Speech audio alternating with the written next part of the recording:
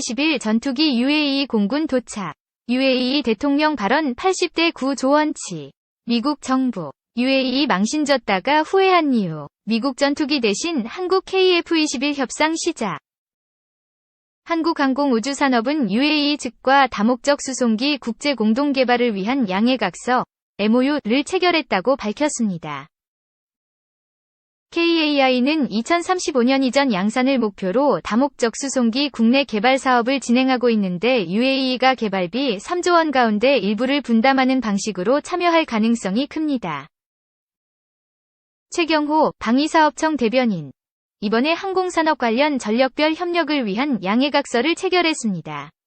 구체적인 협력 방향은 향후 논의 예정이며 UAE는 이미 국산 다연장 로켓 천무를 운용하고 있고 한국형 패트리엇으로 불리는 미사일 요격체계 천궁 2 수입 계약도 체결한 K방산의 큰손입니다. 여기에 KF-21 초음속 전투기와 소형 무장 헬기, 장애물개척 전차나 다목적 무인 차량 등에도 관심을 보이는 것으로 전해지는 만큼 앞으로 이 같은 추가 수출까지 성사되면 UAE가 K방산의 중동 수출 전초 기지가 될 수 있을 거란 전망이 나옵니다. 방위사업청도 이번 순방에서 UAE와 전략적 방위산업 협력에 대한 MOU를 체결하며 실질적인 방산 협력을 지원하기로 했습니다. 현재 이집트나 사우디아라비아 등 중동 각국도 K방산에 관심을 보이고 있어 국산 무기체계의 추가 수출 가능성에 대한 기대를 모으고 있습니다. 2. KF-21 초음속 돌파. 방산 수출 올해도 20조 넘는다. 해가 바뀌어도 국내 방산 기업의 수주 행보는 계속되고 있습니다. 최근에는 국산 전투기 KF-21C 제1호기가 역사적인 첫 초음속 비행에 성공하기도 했는데요. 이러한 여세를 몰아 올해도 지난해와 맞먹는 수출 성과가 예상되고 있습니다. 이번 방산인사이드 시간에 좀 더 자세히 살펴보겠습니다. 송민아 기자 나왔습니다. 정부가 KF-21 이륙 장면을 공개한 지 얼마 되지 않은 것 같은데 벌써 초음속 돌파에 성공했군요. 보라매라고도 불리는 한국형 전투기 KF-21이 첫 초음속 비행에 성공했습니다. 초음속은 마하 1의 속도를 넘어서는 것을 말합니다. KF-21C 제1호기는 지난 16일 경남 사천에 위치한 공군 제3훈련비행단에서 이륙했고 남해 상공에서 고도 약 4만 피트, 약 12km로 비행하면서 마하 1을 돌파했습니다. 영상 오른쪽 상단을 보시면 마하 1에 도달하는 속도가 표시돼 있고요. 이를 시속으로 환산하면 시속 약 1200km입니다. KF-21 이 초음속 전투기로 개발됐지만 초음속으로 비행하는 것은 고도의 기술을 요하기 때문에 성공 여부는 장담할 수 없었습니다.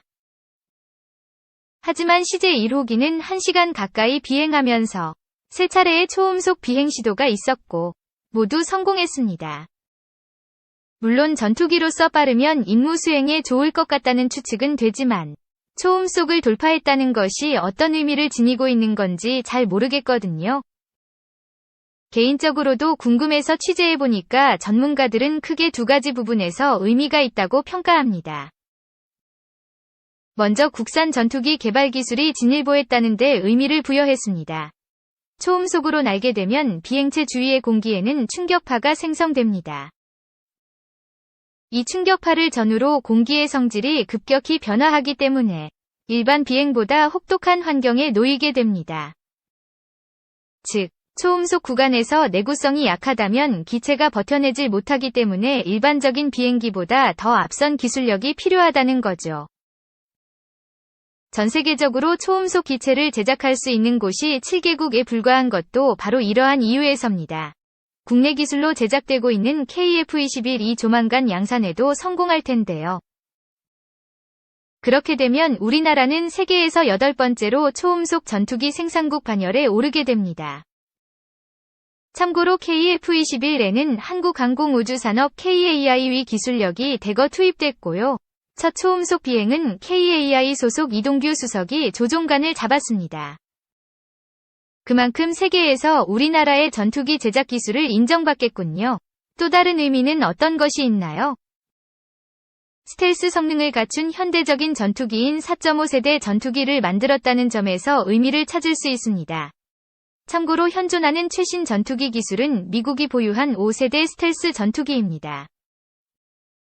기술력의 차이 때문에 KF-21은 100% 완벽한 스텔스 기능은 갖추지 못하면서 4.5세대로 분류되긴 했지만 AESA라고 부르는 최신 의상 배열 레이더를 탑재한다는 점과 한국산은 물론 다양한 외국산 미사일로 무장할 수 있다는 점 등을 내세워 5세대 전투기에 버금가는 것으로 평가받습니다. 미래 전장에선 적의 레이더 탐지에 노출되지 않고 전투기가 가진 다양한 무장을 활용해 공중에서 적을 제압하고 지상의 목표를 정밀하게 타격할 수 있는 KF-21과 같은 전투기가 표준이 되기 때문에 자주 국방의 의상을 높일 수 있는 계기도 마련된 셈입니다. KF-21이 이렇게 양산에 성공한다면 해외 시장 개척에 나선 국내 방산 품목의 의상도 높아지는 것 아닌가요? 업계를 취재해보니까 이번 KF-21 2초음속 시도에 모두 성공하면서 글로벌 시장에서 팔리고 있는 국산 전투기의 인기도 높아졌습니다. 특히 KAIV 경공격기인 FA-50 판매에 탄력이 붙을 것으로 예상이 됐는데요. 지난해 7월 KF-21 이 시험 비행에 성공한 이후 기존에는 수요가 없었던 중유럽과 아프리카, 중동 국가 등에서 FA-50에 대한 구매 문의가 많아졌다고 합니다. FA-50은 가성비가 뛰어나다는 평가를 받고 있지만 대부분 검증된 기종을 도입하고 싶어 하기 때문에 신시장을 개척하기가 쉽지 않습니다. 그런데 이번 KF-21 위 비행 성공으로 간접적으로 FA-50 위 기술력도 검증받은 셈이라 앞으로 수출국가 다변화에도 청신호를 밝히고 있습니다. 다만 KF-21 이 양산 단계로 가기까지 아직 넘어야 할 산이 남았습니다. 오는 2026년까지 시연비행만 2200여 회를 더 거쳐야 하고 대당 가격이 1천억 원이 넘는 고가이기 때문에 체계 개발을 마칠 때까지 천문학적인 비용이 들어간다는 부담도 있습니다. 이 개발 과정을 잘 마치는 것이 K방산의 의상을 높이는 우선 과제로 볼 수 있습니다. 올해 초부터 우리 방산 기술의 순항 소식을 전했는데요. 지난해에 이어 올해 방산 수출도 대박 행진을 이어갈 수 있을까요? 지난해 4분기까지 국내 방산 기업의 수출 규모는 25조 원가량 달성한 것으로 집계됐습니다. 큰손 폴란드가 중요한 역할을 했는데요. 올해는 이를 교두보로 삼아 주변 국가에서도 방산 러브콜이 이어질 것으로 예상됩니다. 이를 통해 지난해와 비슷한 규모의 방산 수출이 이어질 것으로 업계는 내다봤고요. 올해도 연간 방산 수출 20조 원을 돌파할 수 있을 것으로 분석했습니다. 세부적으로는 올 초 현대로템의 경우 노르웨이 전차 도입 사업에서 2조 원 규모의 K2 전차 수주를 노리고 있습니다. KAI는 말레이시아의 최대 2조 원 규모의 FA-50 수출 계약이 마무리 단계에 접어들면서 상반기 중으로 수주를 확정지을 것으로 전망됩니다. 호주 레드백 장갑차 최종 사업자 선정이 올해 안에 결정될 것으로 예상되면서 한화에어로는 5조 원 규모의 수주 가능성을 높이고 있습니다. 이 밖에 콜롬비아의 FA-50이나 이집트의 K2 전차, K9 자주포 도입 논의가 활발하게 이뤄지고 있어 새로운 시장에서 수주 가능성도 높아지고 있습니다. 특히 폴란드 주변 국가인 슬로바키아나 루마니아는 지난해 전세기까지 뛰어가며 국방장관이 우리나라를 찾았을 정도로 K방산에 상당한 관심을 갖고 있는데요.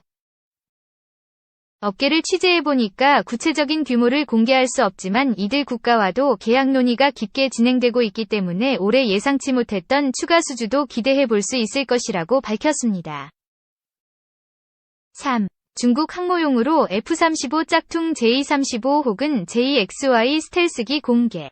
중국 해군의 신형 YF-003 푸지안급 항공모함에서 운용할 것으로 예상되는 쌍발 엔진의 스텔스 전투기 고해상도 사진이 7월 23일 SNS에 등장했다.